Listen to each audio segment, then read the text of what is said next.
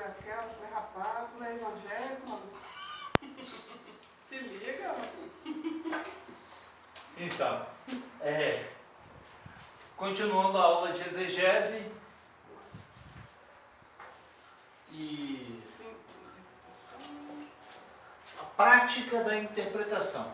Semana passada, vou até falar também para os outros irmãos que de repente estão nos vendo, ou irão nos ver lá no YouTube. O ideal é assistir as aulas de hebraico e de grego com uma lista do alfabeto grego em mãos, né? Porque ali não dá para ver, né, as letras, né? Ali conforme está. Então o ideal é que os irmãos tenham uma lista de grego e de hebraico na mão para poder fazer a leitura lá, para poder identificar as letras. E aí os irmãos tendo uma lista do alfabeto hebraico e grego, com mais a aula os irmãos já têm tudo para aprender a ler o hebraico e o grego. Não sei se os irmãos treinaram, mas hoje os irmãos vão ler o grego. Hoje os irmãos vão ler o grego. Entendeu?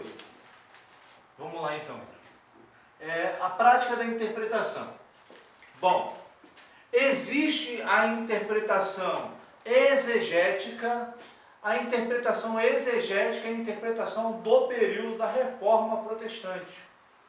É aquela interpretação em que o exegeta, o intérprete, né, também chamado de hermeneuta, ele consiga extrair do texto aquilo que o texto lhe está dizendo. A forma de interpretação hoje já é outra, é a interpretação histórico-gramatical. Nesta interpretação histórico-gramatical se estuda a gramática, as palavras hebraicas e gregas, para se fazer uma interpretação mais aprofundada do texto, no grego e no hebraico. Ok? Tem como fazer uma exegese do português? Tem, claro. Tem como se fazer uma interpretação histórico-gramatical da Bíblia? João Pedro tem, claro.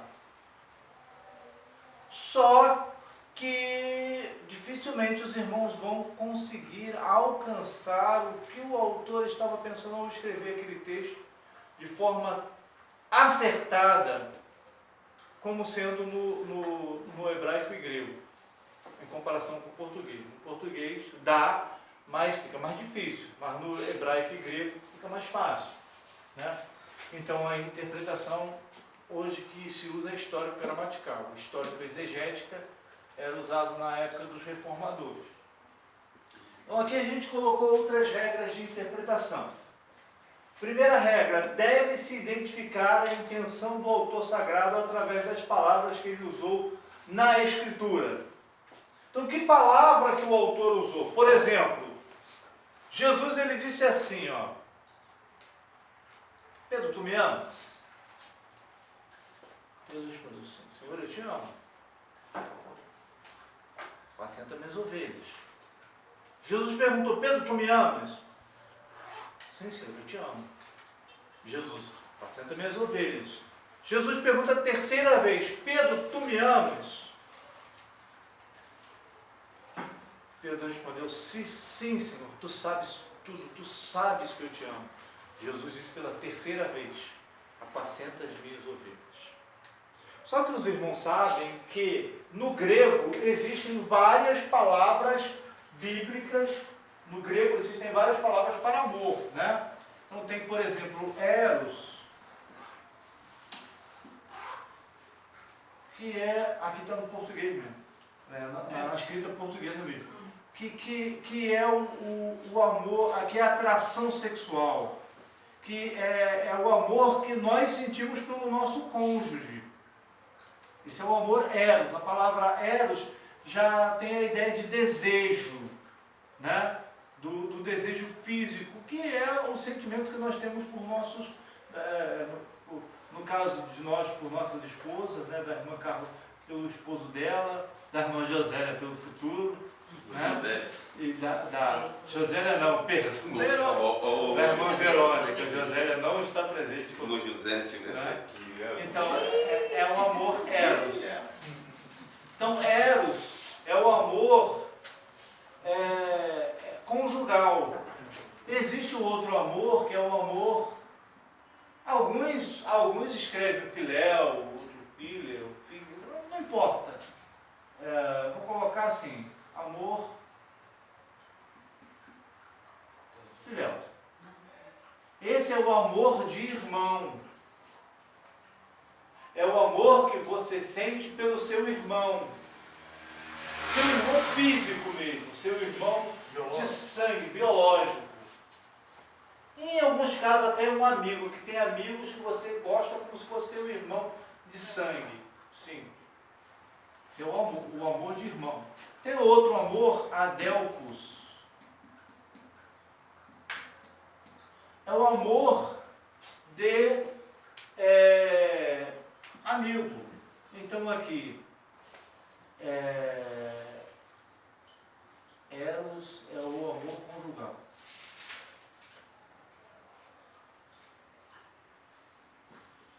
Se eu estiver errado aí, me corrija, tá, irmão João Carlos? O amor filéu é o amor de irmão. O amor adelpos é o amor de amigo. E tem o amor ágape,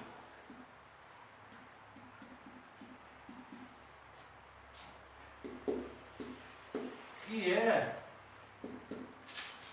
o amor, como é que se fala?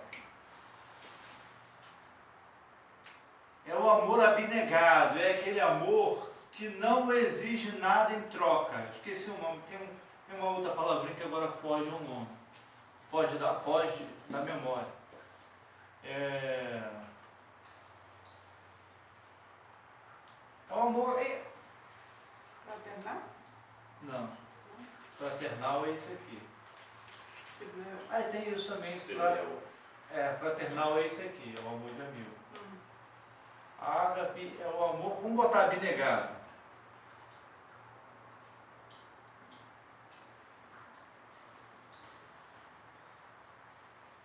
Vamos botar abnegado. Né? Então, eros é o amor conjugal. Ainda tem outros tipos de amor no grego. Tem, por exemplo, Sturgel, que é aquele que Jesus diz para Judas. Segundo alguns intérpretes, Sturgel quer dizer colega, é aquela pessoa que você convive com ela, que você conversa com ela, mas que você ainda não confia nela. Também tem outras definições para ela, para essa palavra. Então, no grego, nós temos aí pelo menos 4 palavras que podem ser, na verdade tem mais, mas eu listei essas 4, que podem ser traduzidas por amor. Quando Jesus conversou com Pedro, Jesus perguntou assim: Pedro, esse amor ágape é o amor de Deus. Esse amor ágape, ele não, o amor eros, ele exige retorno.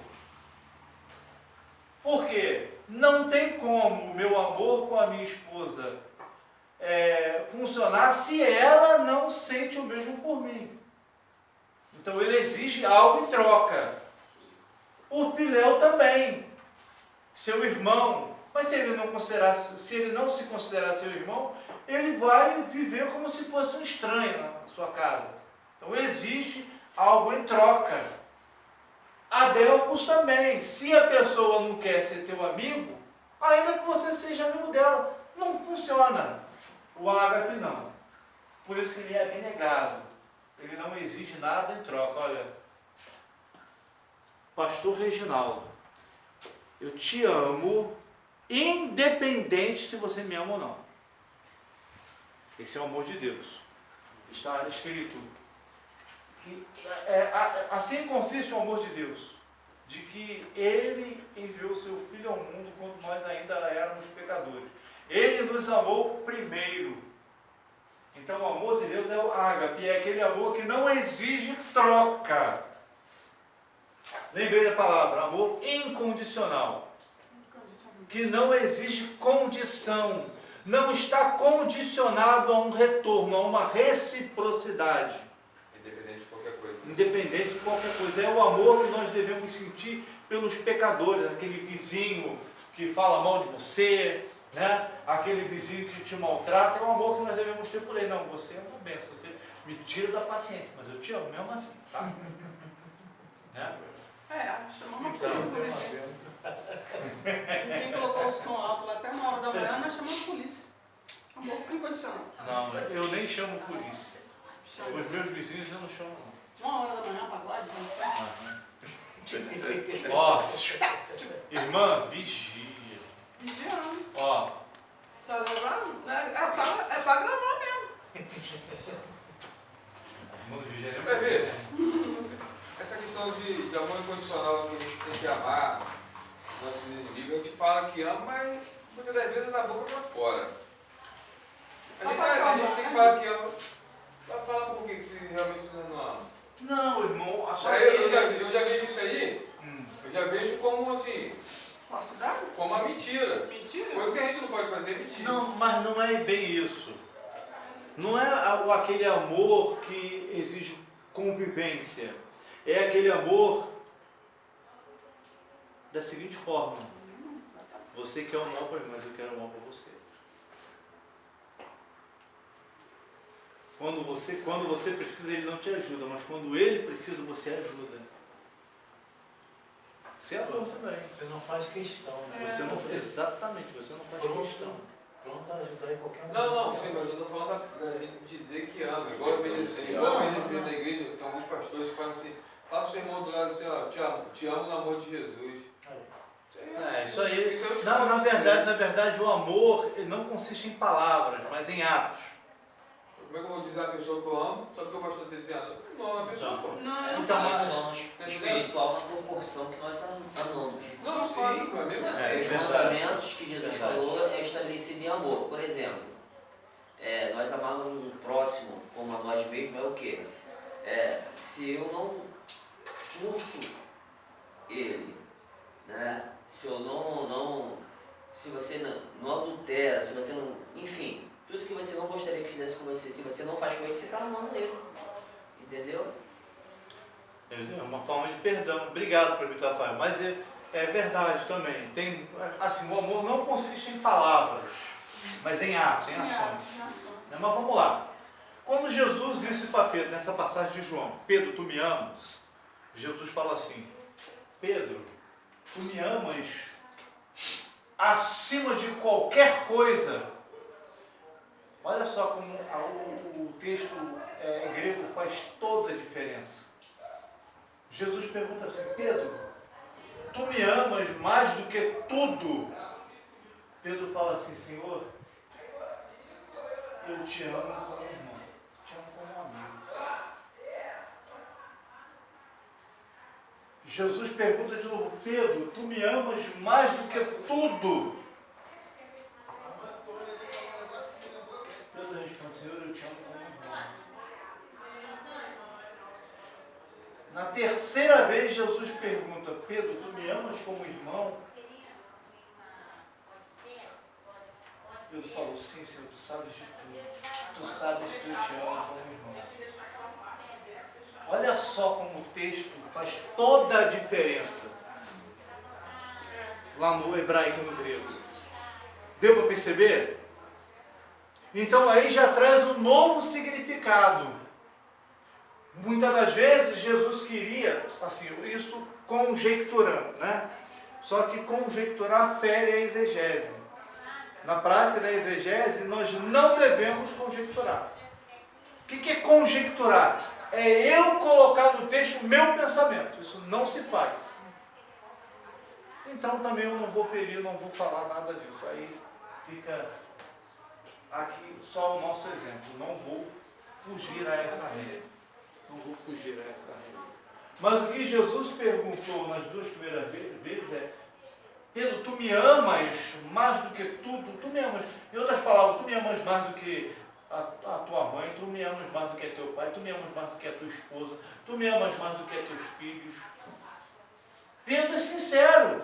Eu te amo como um irmão. Tu me amas amas mais do que tudo? Senhor, eu te amo como um irmão. Tu me amas como um irmão, Pedro? Sim, Senhor, tu sabes tudo, tu sabes que eu te amo como um irmão. Faz toda a diferença, né? Agora, como que a gente identifica que Pedro está falando desse amor fidel aí? É grego. Tinha escrito também. Esse aqui é o Novo Testamento interlinear. Eu tenho lá o Novo Testamento todo em grego, que é o melhor texto grego do mundo. É o texto, o Novo Testamento grego de Nestlé Aland. Aland é o nome do autor, Kurt Aland. Nestlé, se não me engano, é o nome de uma universidade, né? De uma instituição. E eu tenho lá em casa, é todo em grego.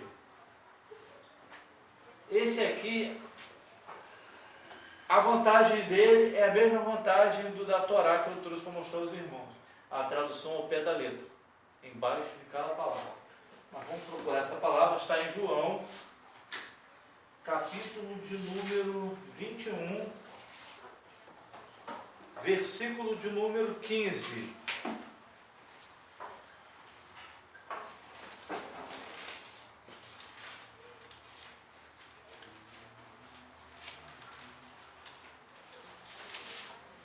Ó, João 21.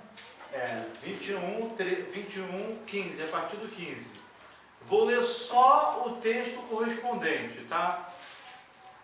Iesus Simão Iano Ágapas. Então, Ágapas é Amor abnegado.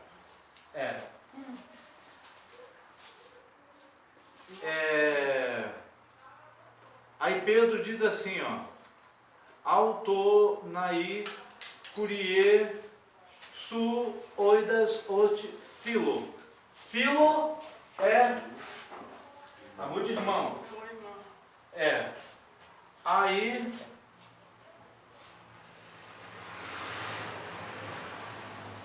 versículo 16, Jesus pergunta de novo. Simão Iano Ágapas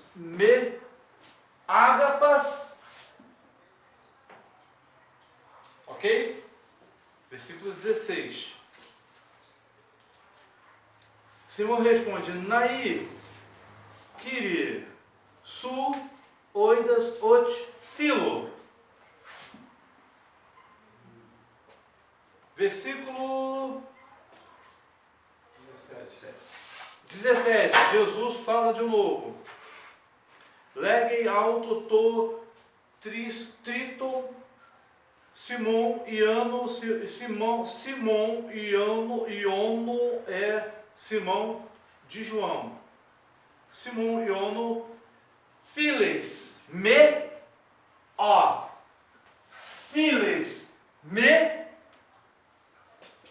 nas duas primeiras vezes Jesus pergunta, ágape, tu me amas mais do que tudo? Senhor, eu te amo como irmão. Na última vez, Jesus pergunta, tu me amas como irmão? Pedro responde, sim, Senhor, tu sabes tudo. Tu sabes que eu te amo como irmão. Só se identifica lendo.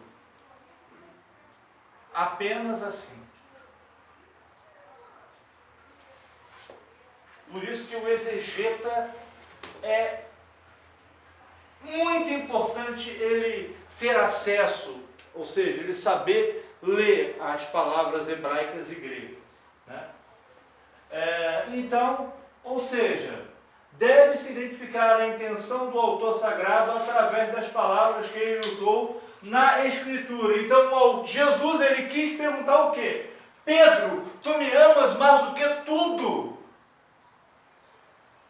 Mais do que tu amas tua mãe, mais do que tu amas teu pai, mais do que tu amas teu filho, tua esposa. Pedro, Senhor, eu te amo como amigo. Eu tenho você como amigo. Jesus fala, apacenta minhas ovelhas. Depois Jesus pergunta: Pedro, tu me amas mais do que tudo? Senhor, eu te amo como irmão, eu te amo como... Aí Jesus fala: apacenta minhas ovelhas. Depois Jesus pergunta: Pedro, tu me amas como irmão? Pedro responde: sim, Senhor, tu sabes tudo, tu sabes que eu te amo como irmão. Aí descobre-se a intenção do autor. O que Jesus queria saber de Pedro? Se Pedro amava Jesus mais do que tudo. Esse é o amor que Deus exige de nós. Êxodo, Deuteronômio 6, 4 e 5. Ouve, Israel, o Senhor nosso Deus é o único Senhor. Amarás, pois, ao Senhor teu Deus, de todo o teu coração, de toda a tua alma e de todo o teu entendimento. Jesus disse assim: se vocês amarem pai, mãe, filho, mulher, marido, para as irmãs que estavam ali, mais do que a mim, vocês não são dignos de mim. Esse é o amor que Deus exige de nós. Mas Pedro, pela convivência com o mestre, ele usa a palavra irmão. Então aí, você vê que pela tradução, Jesus pergunta a mesma coisa, mas pelo grego, Jesus pergunta diferente. Né? Então, somente olhando e lendo os textos originais que se descobre a intenção do autor. Lembrando, isso é muito importante, existem pelo menos dois tipos de texto original. Existe o texto autógrafo e existe as cópias originais. O que é o texto autógrafo? É o texto que saiu das mãos do autor. A palavra autóis vem do grego, né? Autóis, da onde vem a nossa palavra automóvel, da onde vem a nossa palavra autismo, que infelizmente é uma síndrome, né? Significa si, né? E grapo é escrever, aquele que escreveu. Então não existe mais aquele texto que João escreveu. Se perdeu. Aquele texto que os apóstolos, os profetas escreveram, se perderam. Então os originais autógrafos não existem mais. Os originais que nós temos hoje são cópias. Cópias de cópias de cópias. Agora, isso vai ficar para uma outra ocasião.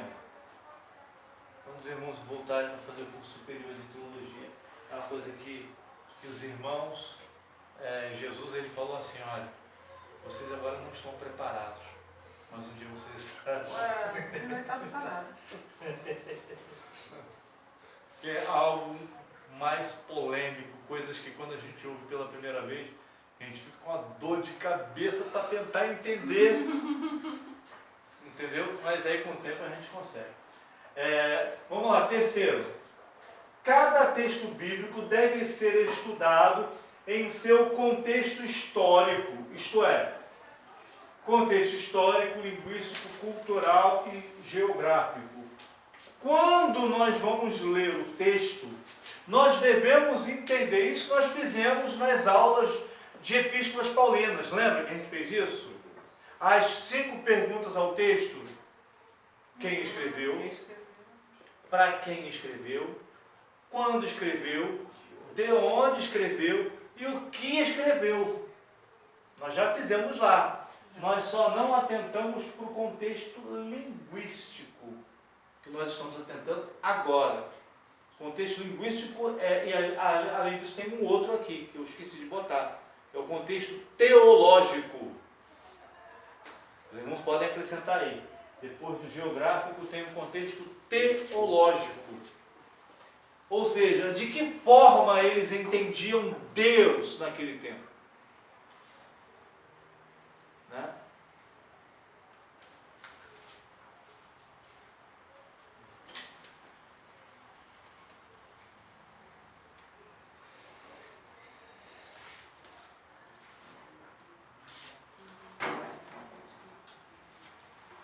Amém?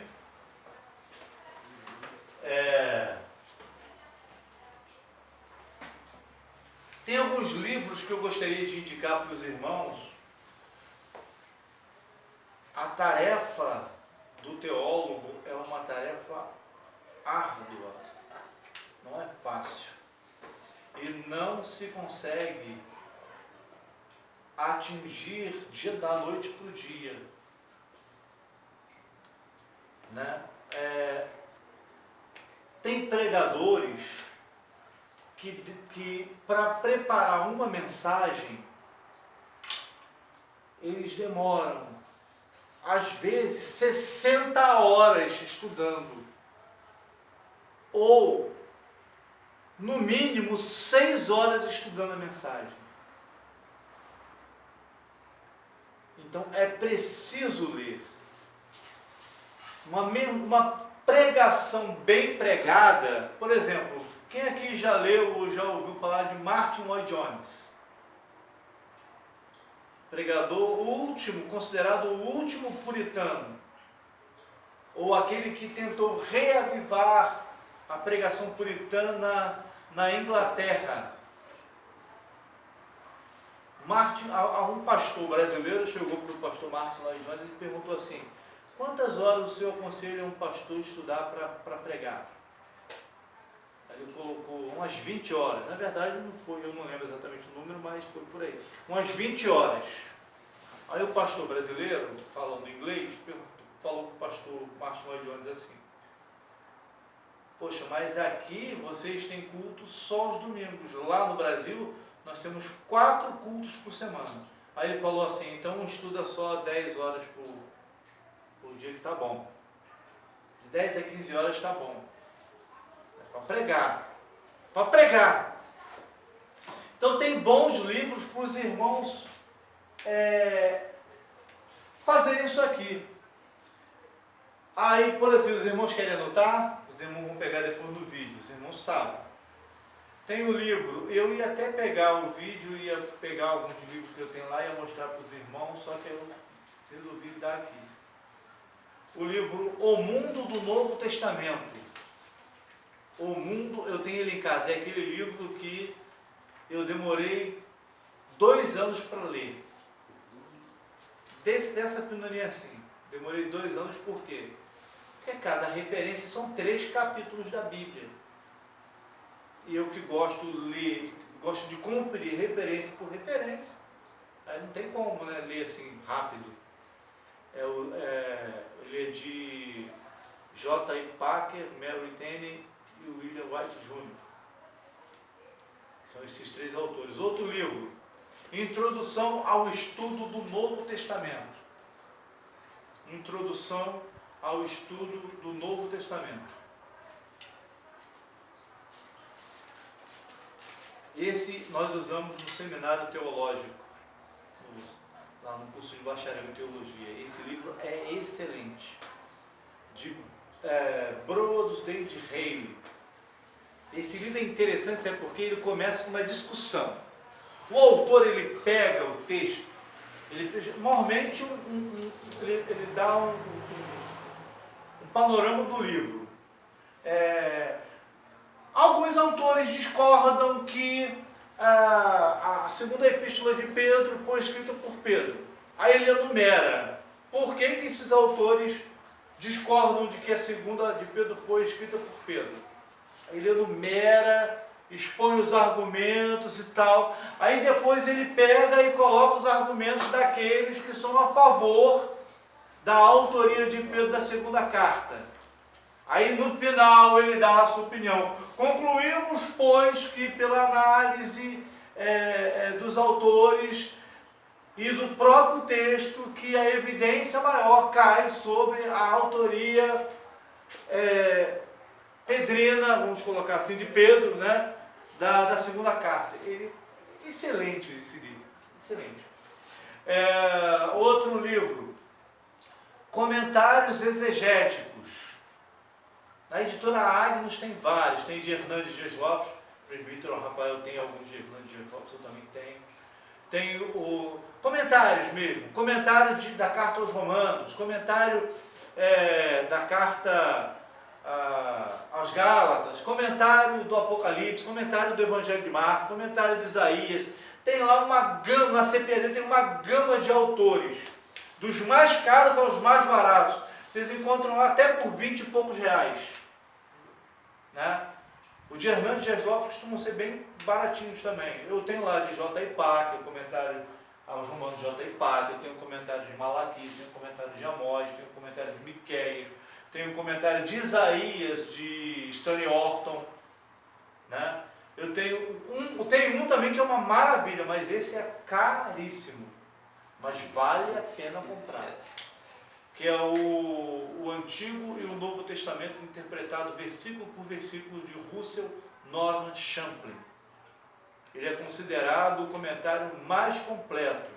Se os irmãos verem os meus vídeos no YouTube, os que eu gravo lá na minha sala, aqueles dois lá, tem um azul e o vinho, são eles. Versículo por versículo. Versículo por versículo. Só do Antigo Testamento são 7 volumes. Só que os 5 primeiros são comentários da Bíblia mesmo. E o 6º e o 7º são 2 livros que formam um dicionário. E o Novo Testamento são 6 volumes, todos eles comentários. E ainda tem um terceiro, esse eu não tenho físico, eu tenho em PDF, que é a Enciclopédia de Bíblia, Teologia e Filosofia, dele também, de Russell Norman Champlin. Eu gostei mais do comentário do Novo Testamento, de Champlin. Eu gostei mais do Novo Testamento porque ele, inclusive, é especialista em Novo Testamento, ou seja, ele fez pós-graduação a nível de especialização em Novo Testamento. Né? Então, ele é mais forte no Novo Testamento. Tem também o de Wisber, né? Tem o de Beacon, tem uma gama de comentários. Os irmãos comprem, que vai ajudar os irmãos a entender melhor a palavra de Deus. Né? Comprem dicionários, façam coleções de dicionários da Bíblia. Né? Isso é importante. Tem outros textos também que vão ajudar os irmãos a compreender melhor a palavra de Deus, a chegar a esse alcance aqui. Né? Para conhecer o sentido histórico. Esse, então, o mundo do Novo Testamento, ele é excelente. Tem realmente essa sugestão, essa intenção de mostrar como era a vida dos apóstolos, das pessoas que viveram nos tempos bíblicos. Muitos livros têm introdução ao livro e tem um comentário. Esses são bons. Mas tem outros livros ainda. Os irmãos podem comprar, por exemplo, um que também ajuda, Teologia do Novo Testamento, de Led. Teologia do Novo Testamento de George Led. Esse também é muito bom. Esse, infelizmente, eu não tenho físico, mas um dia eu vou ter. Teologia do Novo Testamento de George Led. Teologia sistemática. Teologia sistemática já não tem esse foco aqui de procurar, de extrair uma exegese do texto. Teologia sistemática já são mais aquelas teologias, já são aquele grupo de doutrinas organizados de forma organizada, aí, palavra sistemática. Então, por exemplo, a teologia sistemática vai pegar pneumatologia e vai explicar a pneumatologia. Um dos melhores é do Teologia Sistemática dos melhores, é o de... Eu esqueci o nome do autor agora. Na minha época era de capa azul. Mas tem muitos, muitas boas. Tem o do Charles Finney. Ela explica mesmo, matéria por matéria. Só que esse é de teologia sistemática, não é de introdução bíblica. Né? Mas é bom para o estudo da Bíblia, só que ele tem um outro foco. Qual é o foco da teologia sistemática? É dissecar as principais doutrinas bíblicas, entendeu? Já comentários bíblicos ou teologia do Novo Testamento, teologia do Antigo Testamento, já tem esse foco de explicar o que tem no Novo e o que tem no Antigo Testamento, né? Então tem lá a teologia do Antigo Testamento. Teologia carismática. Já é pentecostal. Já é teologia pentecostal. Dependendo do autor, mais voltada para a área católica, né? Sim. Entendeu? Então, tem outros. À medida que eu vou lembrando, a gente vai trazendo para os irmãos. Então, vamos lá. Deve-se identificar se o autor escreveu de forma literal ou simbólica. Isso aqui é muito importante. Quando o autor escreveu, ele escreveu aquela passagem porque ele queria realmente dizer aquilo de forma literal? O Apocalipse prova que não, que nem sempre. Nem sempre. Daniel prova que nem sempre. Zacarias prova que nem sempre. Por exemplo, Jesus ele disse assim, olha, eu sou a porta. Ele falou de forma simbólica, né? Eu sou o bom pastor. Aí na hora da ceia, isto é o meu corpo. Ele está falando de forma simbólica. Não é literal. Ó, este pão simboliza o meu corpo, que é partido por vós. Este cálice, o vinho, simboliza o meu sangue que é derramado em favor de vocês. Então, deve-se identificar se Jesus, o que o autor escreveu. Ele escreveu com o sentido de ser literal ou simbólico. Isso é muito importante. Isso aqui já é mais fácil, já é mais tranquilo de identificar. Isso aqui já é mais tranquilo. Agora, isso aqui foi o que mais me deu dor de cabeça no seminário. A gente vai dar só uma palhinha. Isso aqui é chamado de hipótese documentária. Interpretação liberal. O que é interpretação liberal? Não confundir duas palavrinhas. Crítica textual. Isso aqui os irmãos vão aprender mais quando os irmãos estiverem no curso de bacharel. Tem isso aqui, ó, crítica.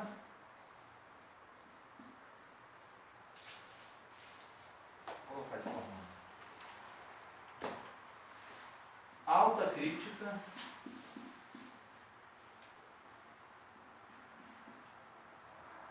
Baixa crítica.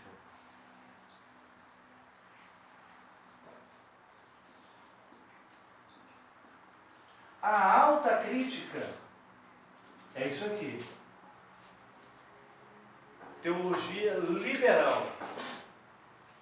A baixa crítica já é outra coisa. A baixa crítica é o quê? É o trabalho da crítica textual. Qual é o trabalho da crítica textual? É pegar aqueles manuscritos antigos que foram encontrados, identificar quem escreveu, quando escreveu, para quem escreveu, de onde escreveu e o que escreveu. Aí ele vai datar aquele manuscrito. Tem como datar? Tem, claro. É igual um celular hoje, não tem um celular hoje? Hoje, vamos supor que daqui a 1000 anos, a nossa sociedade, Deus no livre guarde, se encerre, e aí lá, daqui a 1000 anos, um arqueólogo vai tentar estudar a nossa civilização. Ele vai achar os celulares. Claro que ele vai, por exemplo, aquele tijolão é do início dos anos 2000. Aí depois tem ele vai saber identificar que o smartphone já é mais ou menos de 2015. Mais ou menos de 2013, 2015 para cá. Da mesma forma, os manuscritos antigos. Não, eu vou lá, tá bom? Tá bom? Tá bom. Licença, senhor, tá bom? Obrigado aí. Desculpa aí, tá bom? Não tá na benção. Na próxima aí eu pego aí um pouco mais da hora. Passa, tá bom? Falou, nome de Deus. Pai Senhor, obrigado aí por nos Passa. Obrigado. Então, por exemplo, no caso, os manuscritos escritos em forma uncial são mais antigos, no caso do Novo Testamento, do que os, que a gente já falou, né? Do que os escritos de forma cursiva. Ou seja, os manuscritos que estão escritos de forma maiúscula são mais antigos do que os que estão escritos de forma minúscula. Do hebraico é o contrário. E ainda identifica-se o manuscrito escrito em papiro, em pergaminho ou em velino. O papiro já é mais antigo, o pergaminho vem depois e o velino é mais recente. O velino e ainda identifica se é um rolo ou se é um códex. Códex é a palavra grega da qual vem o nosso caderno, que é códex em grego, é códice, se não me engano, em latim, né, que já é o livro assim, ó. Eles pegavam-se o livro, encadernavam, colocavam assim um embaixo do outro e depois costuravam. É lógico que não era grosso igual esse, né, irmão? E costuravam, aí depois, é claro, depois passou a ser grosso igual esse. E tem lá os manuscritos mais importantes do Novo Testamento, alguns dos quais são códices, que é o Sinaítico, o Besai, o Alexandrino, o Vaticanos, são mais completos, por isso que eles são mais importantes, mas são do IV século para cá. E os mais antigos? Os mais antigos estão fragmentados, só tem partes deles. Alguns têm até alguns textos, tem um manuscrito, agora não lembro qual é, eu tenho um livro em casa, Crítica Textual do Novo Testamento, que ele apresenta esses manuscritos, alguns desses manuscritos. Alguns estão lá, tem lá o final de Lucas e início de João, completo, dá para ler. Só que não tem separação de palavras, nem sinal de pontuação. Mas dá para ler. Aí o que eu faço quando eu pego para ler? Eu pego o meu Novo Testamento, esse aqui interlinear, pego o meu Novo Testamento grego, só tem grego, boto do lado, depois eu pego a foto do manuscrito ou o livro, e aí eu tento identificar palavra por palavra, ou letra por letra, até eu chegar na palavra que eu quero. Entendeu? Então dá para visualizar. Então esses dos mais antigos estão mais fragmentados, mais completos, ou quase completos, esses 4. Por isso que eles são mais importantes, né? Mas vamos lá. Então a baixa crítica, ela trabalha na identificação, catalogação, explicação dos manuscritos antigos.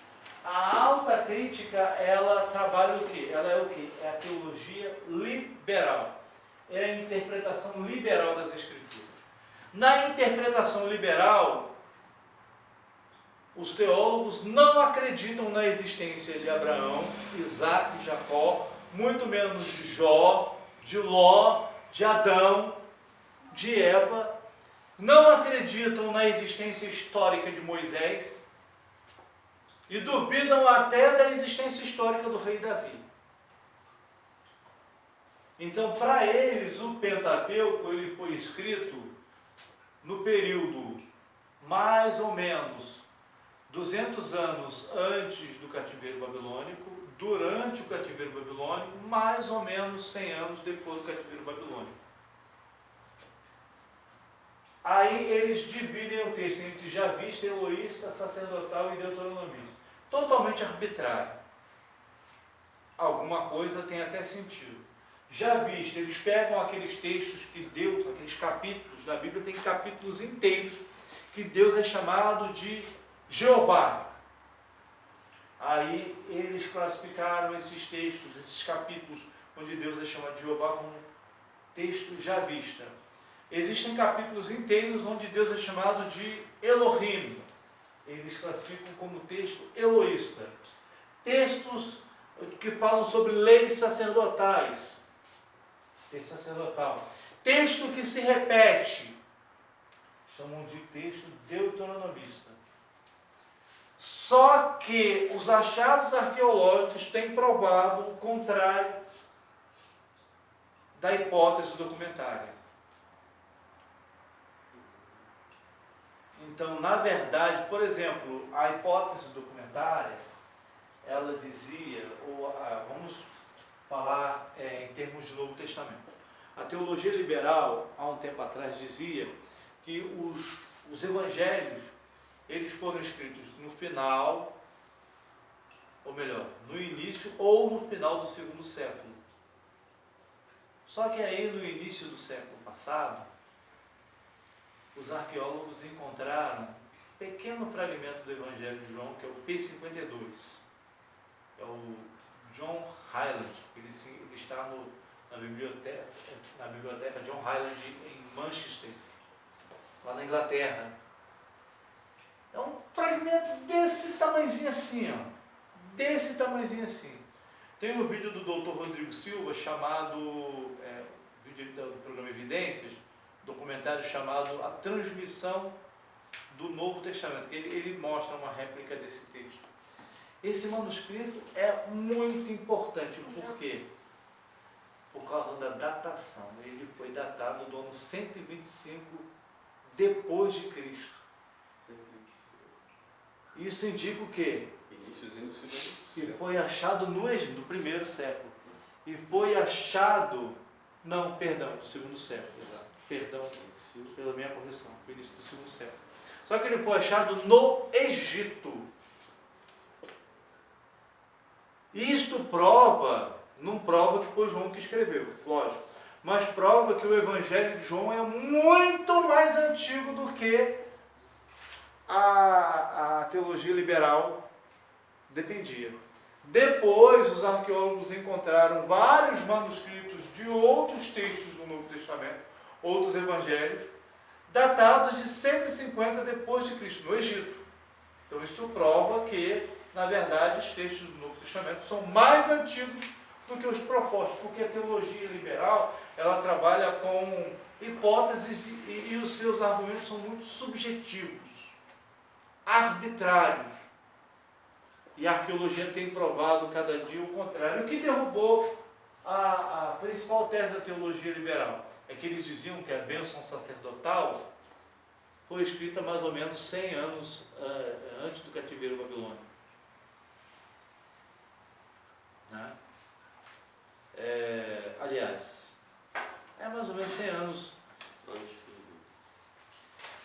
Na verdade, não. Eles diziam que o texto sacerdotal foi escrito durante o cativeiro babilônico. Aí os arqueólogos encontraram um manuscrito em cobre com a bênção sacerdotal datada, fixada no ano 700, ou seja, no século VIII antes de Cristo, pelo menos 200 anos antes do cativeiro babilônico. Então a arqueologia tem provado que os textos da Bíblia são muito mais antigos do que esses aqui. Ok? São que horas aí, por favor? 20 para 9. 20 para 9. Então vamos lá agora para a interpretação. Vamos lá. Colossenses capítulo 1, versículo 15. Quem trouxe a Bíblia, eu vou pedir por gentileza o presbítero Rafael para ler essa referência na Bíblia de Estudo Palavra-Chave.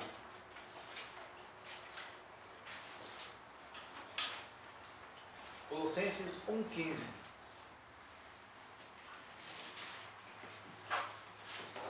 Colossenses 1,15. Isso. Colossenses, Epístola de Paulo aos Colossenses, fica logo antes de 1 Tessalonicenses. O qual é a imagem do Deus invisível, o primogênito de toda a criação. O primogênito de toda a criação. Então, peraí. Colossenses 1,15. O primogênito de toda a criação. Então, quer dizer que ele foi o primeiro a ser criado. que Jesus foi o primeiro a ser criado.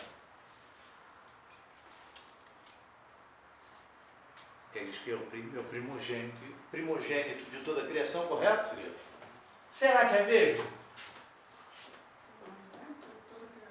Será que primogênito é sempre o primeiro? Na Bíblia?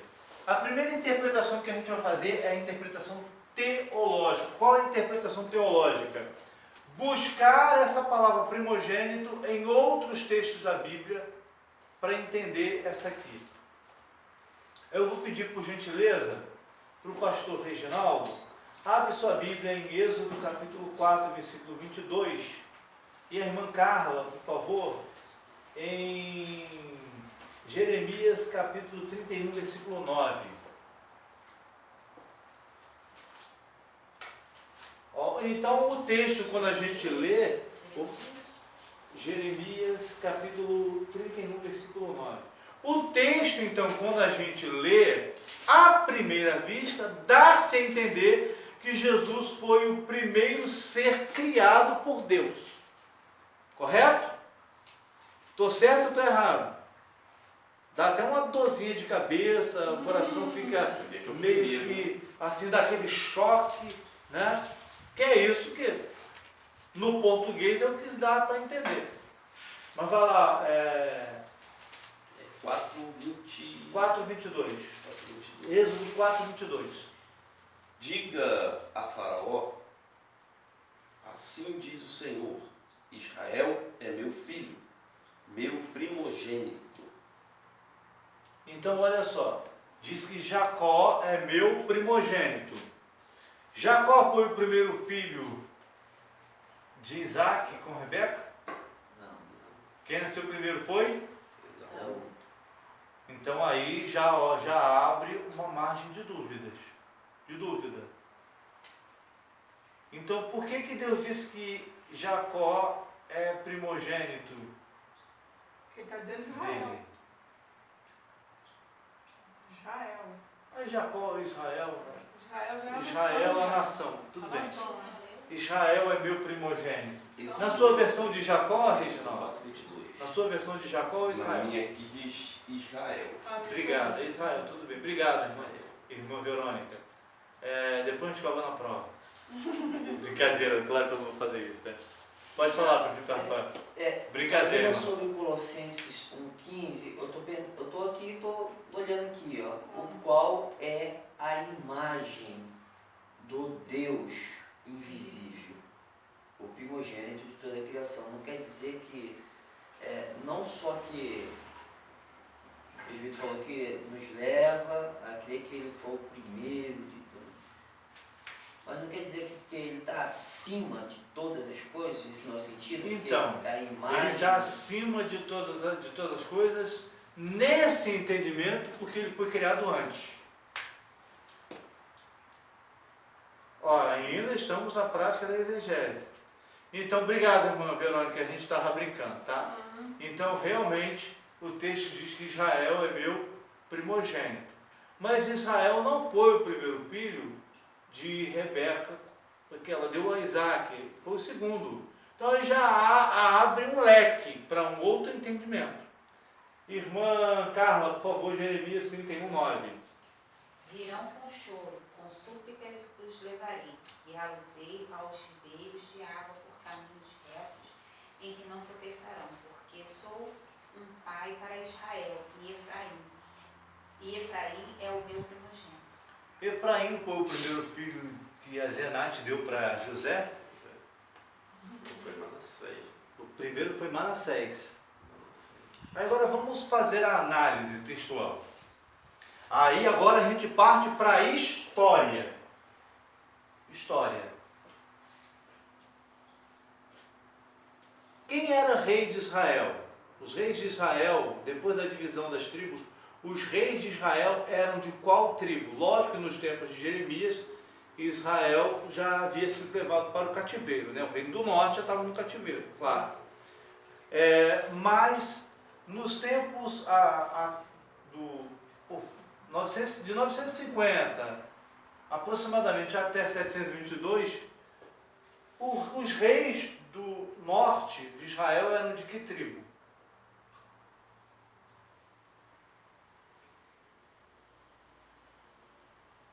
A tribo de Efraim? Não, Manassés. Manassés? Isso. Da tribo de Efraim. Aí já nos abre um leque enorme. Por quê? Então, na verdade, quando Deus chama Efraim de primogênito, não é porque Efraim foi o primeiro filho de José, muito pelo contrário, porque ele não foi o primeiro filho, ele foi o segundo. É porque os reis de Israel eram dessa tribo. Então eles estavam numa posição de liderança. Agora eu vou ler o mesmo versículo no Novo Testamento judaico.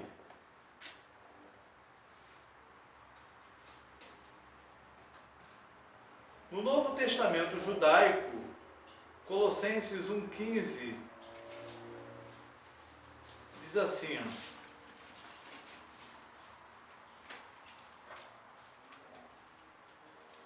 Ele é a imagem visível do Deus invisível. Ele é o supremo de toda a criação. Então na Bíblia de vocês diz primogênito, no meu diz supremo de toda a criação. Aí qual a tradução que está errada? De vocês ou a judaica? Vamos colocar assim, a nossa ou a judaica? A nossa. Como é que a gente vai fazer para identificar? Olhando no Dicionário?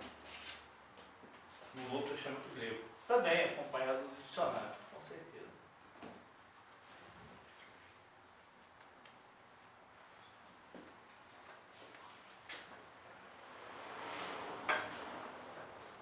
Procura aqui 1,15 a palavra. Os irmãos vão ler a palavra aqui embaixo, procura a palavra primogênito e leia a palavra que está em cima. Ali em cima eu não consegui não. Ó, vamos lá. Aqui o irmão está com o alfabeto aqui na sua Isso mão. aqui, Ó. tótopos. Oi? Primogênito. Sim, o que está em cima? Esse aqui.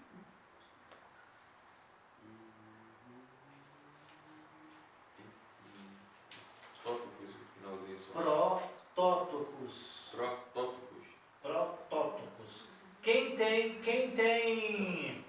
Google aí no celular? Quem tem internet no celular? Procura o significado da palavra protótocos no grego. Protótocos. Primogênito. Primogênito? No dicionário. Dicionário de grego. Na sua Bíblia tem protótocos. Tem aqui no grego, tem no hebraico. Procura a palavra protótocos.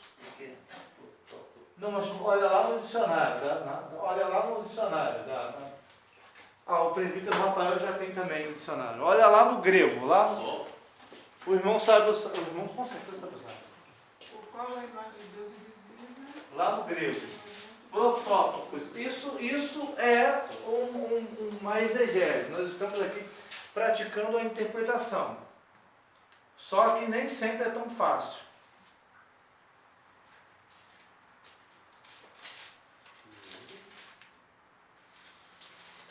Eu vou pedir para o irmão ler os vários significados. Olha, no grego e no hebraico, uma palavra tem vários significados. No grego. No grego e no hebraico, uma palavrinha tem vários significados. Assim como no português, no dicionário lá, uma palavra pode ser sinônima de várias outras palavras. A minha aqui, o Pepe, tem um resumo em relação à palavra imagem e primogênito em relação ao Colossenses 1,15. O que diz aí seu dicionário? Ó, imagem. Aqui a palavra grega significa uma revelação e representação exatas. E também tem uma referência aqui, Hebreus 1,3. Jesus também é chamado primogênito, um título que se refere à sua posição exaltada, e não o momento de seu nascimento físico. Só que isso aí é a opinião do autor. Sim.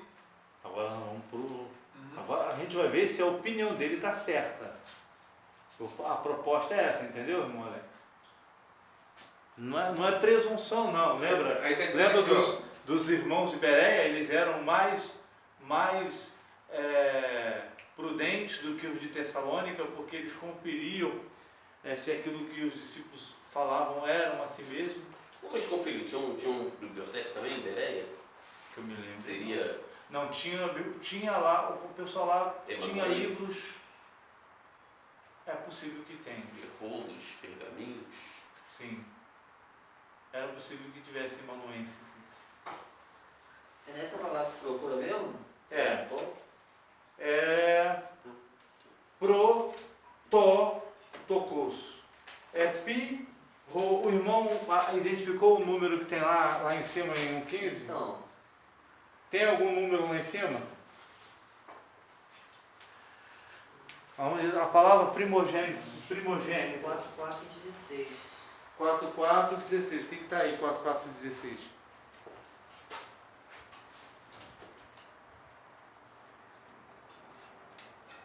Então, na minha Bíblia tem. Pode ficar à vontade. O irmão achou no Google alguma coisa? Não.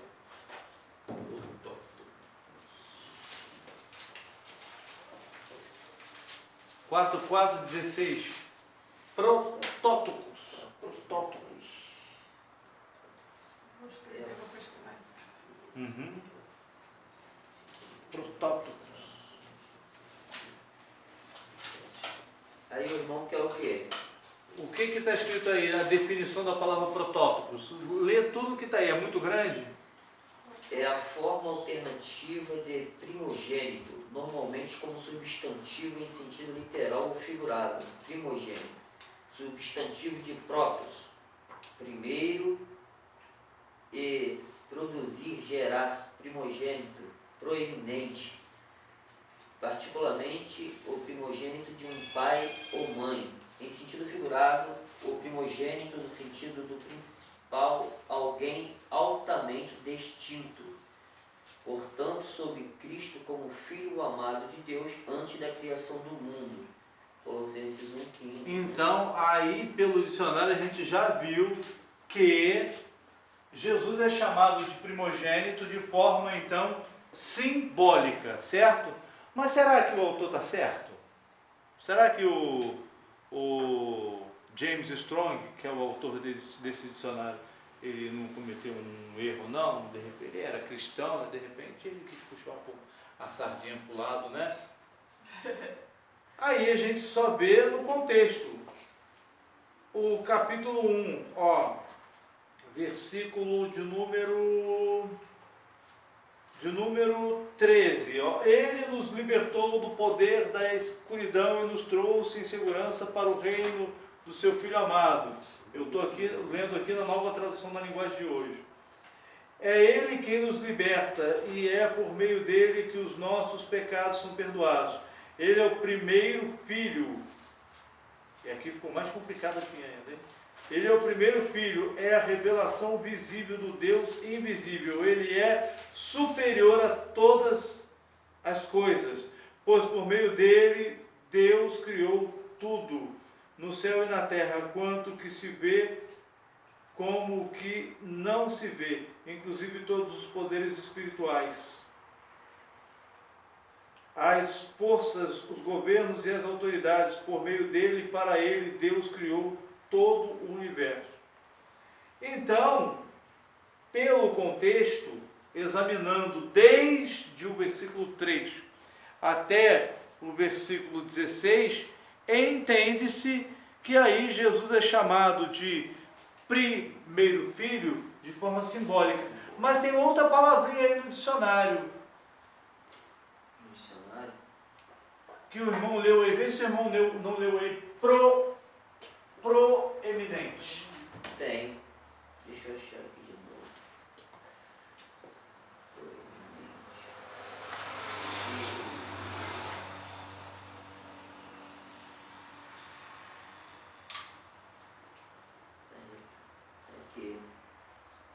Proeminente. Proeminente. O que significa a palavra proeminente no dicionário? Quem olha aí no Google, o que significa a palavra proeminente no dicionário?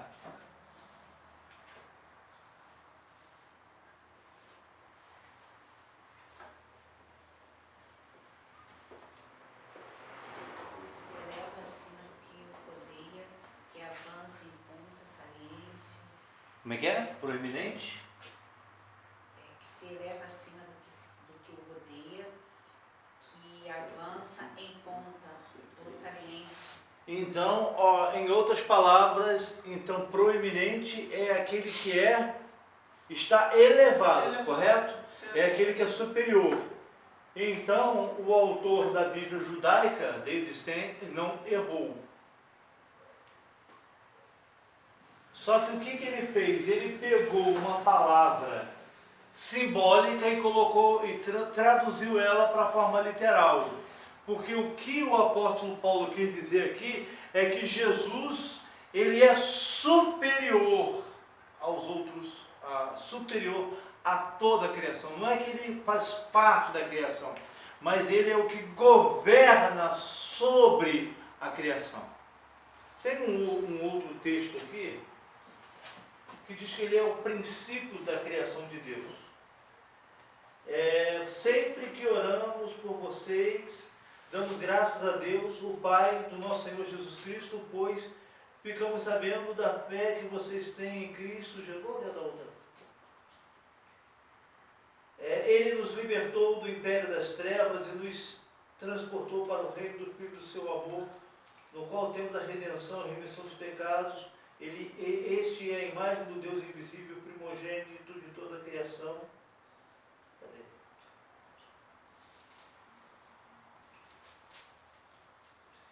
Aqui mesmo em Colossenses diz que ele é o princípio. Na minha Bíblia aqui, no capítulo 18, diz assim: e ele é a cabeça do corpo, a igreja, é o princípio do primogênito dentre os mortos. Isso, obrigado. É o princípio. Qual? 17? 18. 18. Ele é a cabeça do corpo, da igreja. Ele é o princípio, o primogênito dentre os mortos, para que em todas as coisas tenha proeminência. Então, a palavra princípio no grego é arché. Princípio aqui, princípio é arché. Significa que é aquele que lidera, é aquele que governa sobre a criação de Deus. Então aqui a gente já começa a entender que, na verdade, o que o texto está falando é que Jesus, ele lidera. Isso parte até da interpretação teológica, da comparação com outros textos. Se Israel não era o primeiro filho de Isaac, e ele é chamado de meu primogênito, era por quê? Porque Deus tinha um olhar especial sobre Israel. Um olhar de liderança para que Israel fosse representante de Deus para os gentios, para as nações estrangeiras, né? Chamadas lá no hebraico de Goi, de Goim. E quando fala lá de Efraim é meu primogênito, primogênito ali significa rei, significa o principal, o proeminente, o supremo, porque os reis de Israel, no norte, do reino do norte, eram da tribo de Efraim. Então o que Paulo quis dizer em linguagem hebraica é o quê? Que Jesus, ele não faz parte da criação, mas ele está acima da criação. Ele é o que governa sobre a criação. É isso que ele quer dizer aqui. Seria por essa falta aí, por essa exegese aí, algumas religiões acham que Jesus foi criado, não é Deus? Isso, por conta desse texto. Porque eles não, muitas das vezes, eles não conhecem o grego, ou quando conhecem, fazem uma leitura distorcida. Vocês querem outra coisa? Uma outra referência aqui é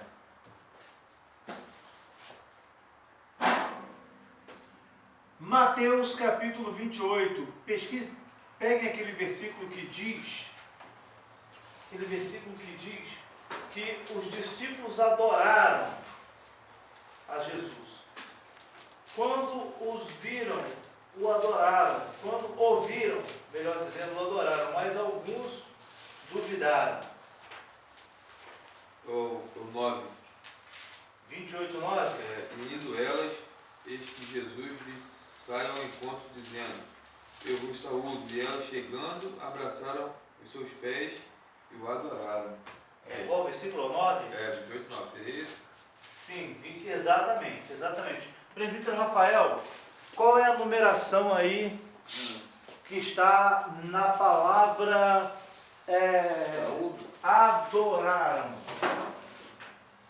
adoraram. Olha lá, tem alguma numeração em cima do Não. adoraram? Não. Não, aqui tem não. Tem não? Nem Pro- aqui, nem no verso 17 também não tem. Procura, por gentileza, nas notas de rodapé.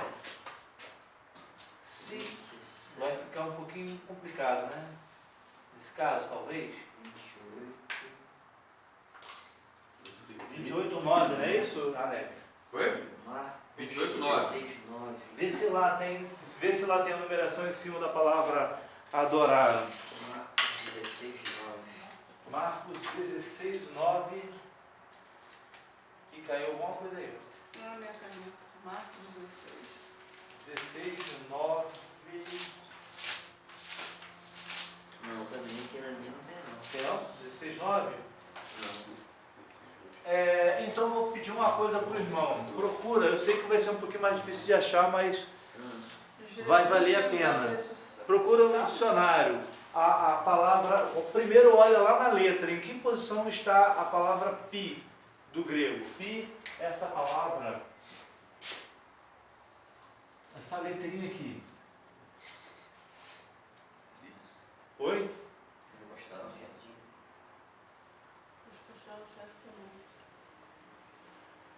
Pode ser o pastor.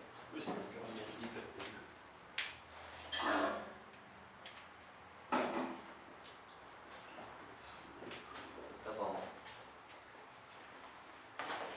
Tá bom. 15.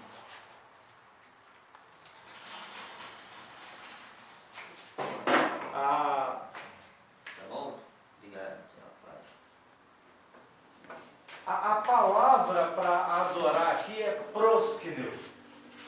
Próskeneu. Mateus capítulo 28, versículo 9.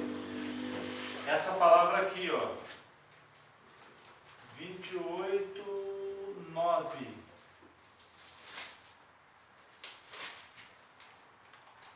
Essa palavra aqui, ó.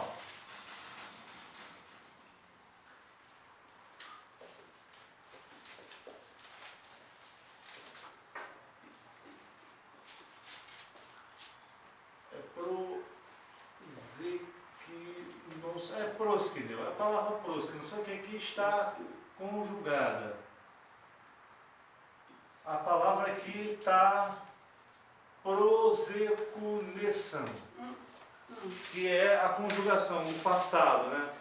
Adoraram, mas é a mesma proskeneu. Proskeneu. Aqui, na verdade, eu não lembro se é proskeneu. É isso aqui. Peraí, eu comi uma palavra aqui, né? Estava com fome.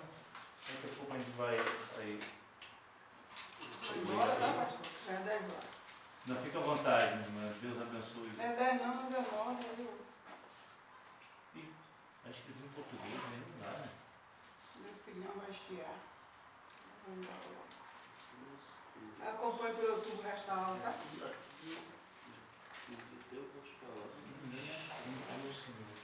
Se não for assim, é com homem, irmão. Prefeito,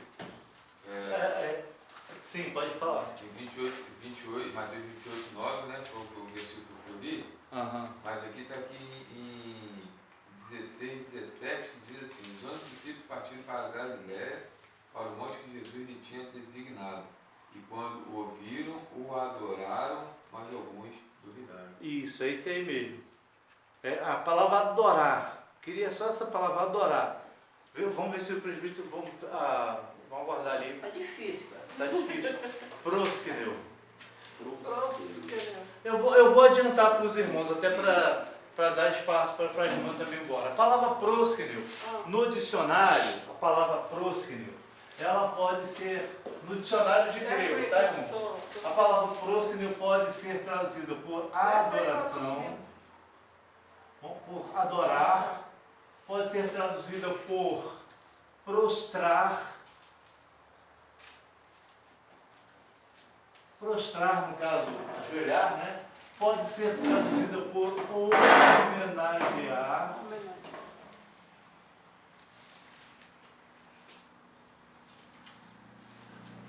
E existe a outra palavra grega, que é a palavra latria.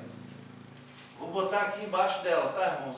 Lá ou latreia. A palavra latreia, da onde vem a nossa palavra idolatria.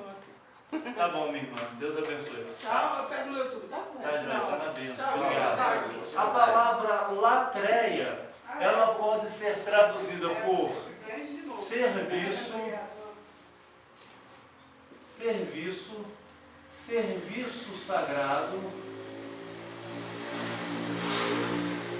sagrado ou por culto.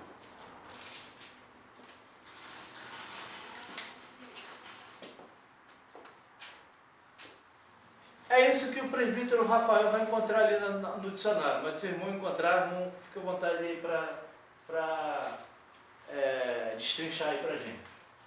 Então, só que aí, o que as pessoas fazem? Tá gravando, depois a gente fala. Eu ia falar um negócio aqui, mas tudo bem.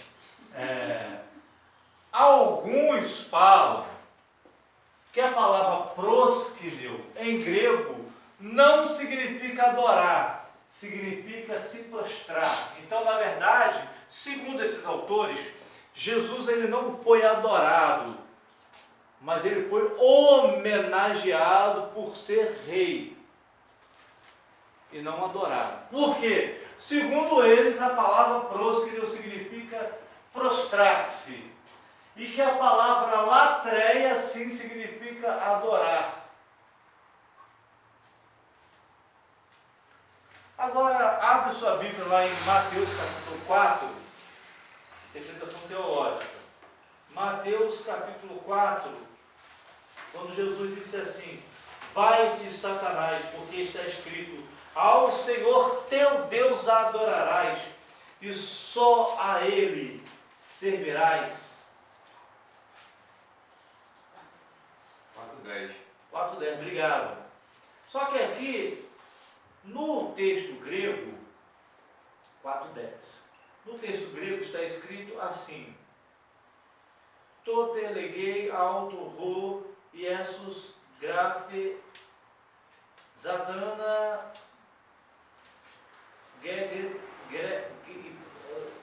gegratai gar kiriotu tel su prosknesseis kai auto mono latrel 6. Então, aqui, Jesus ele disse o quê? Que nós devemos adorar a Jesus e só a Ele prestar culto. Em outras palavras, o que eu estou querendo dizer? Aqueles que afirmam que proskeneu significa apenas prostrar-se ou ajoelhar-se, estão cometendo um erro, um equívoco. Porque da mesma forma que eu posso traduzir proskeneu por prostrar, eu posso traduzir latreia por serviço. Quem disse que latreia significa adorar? Latreia pode ser traduzido por serviço também. Que história é essa?